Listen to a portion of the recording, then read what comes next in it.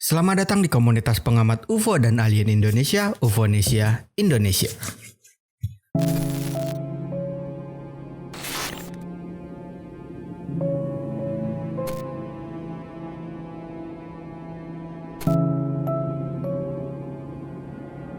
Sahabat UFO kenal dengan Sarah Wijayanto, istri dari pesulap terkenal Demian Aditya. Sarah Wijayanto adalah seorang artis dan YouTuber besar dan sekarang dikenal sebagai seorang praktisi metafisik yang banyak menyajikan fenomena-fenomena gaib di YouTube-nya. Sarah adalah cucu dari orang besar di dunia ufologi. Buat lu yang lagi serius menggeluti dunia ufologi, lu harus tahu nama besar di balik ilmu ufologi Indonesia. Raden Yakob Salatun atau yang lebih dikenal sebagai J. Salatun. Marsekal Muda TNI Purnawirawan J. Salatun menjadi perencana berdirinya Lembaga Antariksa Nasional atau yang lebih dikenal sebagai LAPAN dan menjadi Menteri Perindustrian dan Penerbangan di Kabinet Dwi Kora III pada era pemerintahannya Soekarno. Menariknya, tokoh kedirgantaraan yang satu ini ternyata punya ketertarikan besar terhadap fenomena UFO. Bapak Salatun lahir di Banyumas, Jawa Tengah, 29 Mei 1927 dan wafat pada 3 Februari 2012 di umur 84 tahun. Salah satu catatan dari almarhum, beliau sangat meyakini adanya makhluk asing atau wahana UFO yang beliau sebut sebagai beta atau benda terbang aneh. Istilah beta sendiri akhirnya menjadi penanda untuk kata UFO di dalam Kamus Besar Bahasa Indonesia. Dalam catatan beliau terdapat 50 kasus penampakan UFO di Indonesia sejak 1952 dan 1982. Semua itu dirangkum dalam buku berjudul UFO Salah Satu Masalah Dunia Masa Kini yang diterbitkan pada 1982. Tapi di era sebelumnya di tahun 1960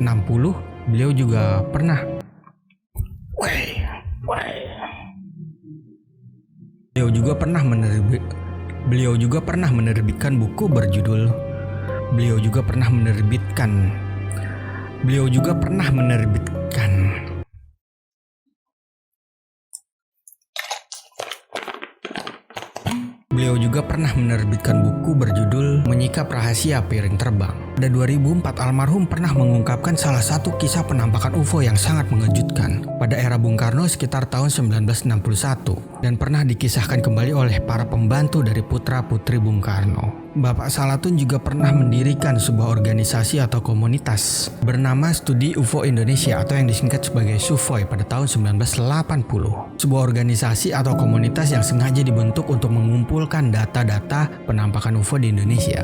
Jelang beberapa dekade setelahnya, jauh setelah SUFOI berdiri, UFOnesia hadir tepat pada Januari 2008 untuk meneruskan perjuangan beliau mengedukasi masyarakat Indonesia tentang fenomena UFO. Bapak Salatun sendiri sering berkomunikasi dengan Dr. Ellen Hynek, seorang peneliti UFO terkenal di dunia. Misalnya pada surat Bapak J. Salatun pada 24 Januari 1977, Bapak Salatun pernah memberikan data tambahan mengenai penampakan UFO yang pernah difoto oleh Bapak Tony Hartono di sebuah kapal tanker yang bernama Arko Arjuna dan tentunya dengan tambahan-tambahan penampakan UFO yang ada di Indonesia. Lalu almarhum menjelaskan dalam tambahan surat yang dikirim ke Dr. Ellen Hynek bahwa di Indonesia banyak orang yang percaya tentang fenomena UFO namun selalu dikaitkannya dengan fenomena mistik.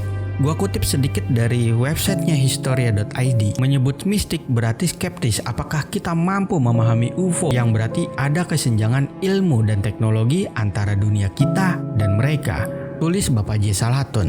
Kepercayaan Bapak J. Salatun juga kerap selalu mendapat tantangan dari rekan-rekannya. Meski demikian, beliau percaya kalau UFO itu ada dan kehidupan di luar sana bukanlah khayalan. Menurut penuturan dari anak Bapak J. Salatun, ayahnya tetap percaya dengan UFO hingga akhir hayatnya. Dalam buku yang terakhir, Bapak J. Salatun menuturkan tentang pengalamannya melihat UFO pada 28 Maret 1982. Ia sedang bercengkrama dengan anak laki-lakinya ketika sedang menyaksikan benda terbang aneh di tengah-tengah awan. Benda terbang tersebut berbentuk bulat dan berwarna putih. Mula-mula benda itu diam di tengah awan. Kemudian ia bergerak ke arah barat sambil meninggalkan awan tadi untuk akhirnya menghilang pada elevasi 45 derajat. Tulisnya dalam buku tersebut, Buku karya beliau sangat banyak menginspirasi masyarakat Indonesia untuk memahami fenomena UFO. Dan tidak heran kalau beliau dianggap sebagai Bapak UFO Indonesia bagi para peminat UFO di Indonesia. Banyak pelajaran yang bisa kita curi dari Bapak J. Salatun. Teguhan apa yang dia lihat dan keseriusan dalam anjir nih nyamuk ya. Dan keseriusan dalam bidang yang dipelajari membuat nama besarnya tetap bersemayam dalam sanubari para pengikutnya. Gua Irfan, salam sahabat UFO.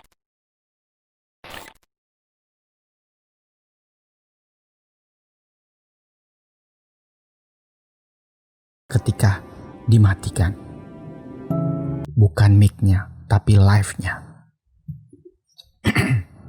Scott menyatakan penampakan benda aneh tersebut muncul ketika siaran langsung live ISS oleh NASA. Menurut warga yang menyaksikan, cahaya tersebut dianggap sebagai lintang kemukul. Sebelumnya kemarin tanggal 10 bulan 10 tahun 2020 tentang fenomena cahaya aneh yang melintang ke atas. Nah, di sini gue lebih tertarik menganggap fenomena yang terjadi di Tuban kemarin sebagai light pillar.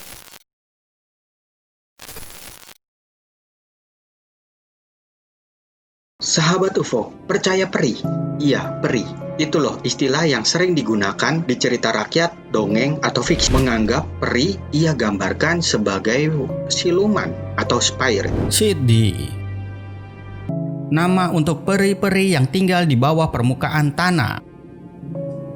Sebuah gundukan kuburan tua atau bukit kecil yang mempunyai pintu menuju kerajaan peri bawah tanah yang indah. Trolls. Tidak suka terkena sinar matahari. Mereka sering melakukan tarian-tarian bagian potongan telinga yang aneh yang disebut hanking. Eurex merupakan peri terpencil yang sering mendiami kolam-kolam sepi. Dia akan sering menampakkan diri kepada rombongan-rombongan manusia. Kemunculan Eurex yang aneh dan menyeramkan merupakan cara yang sering dilakukannya.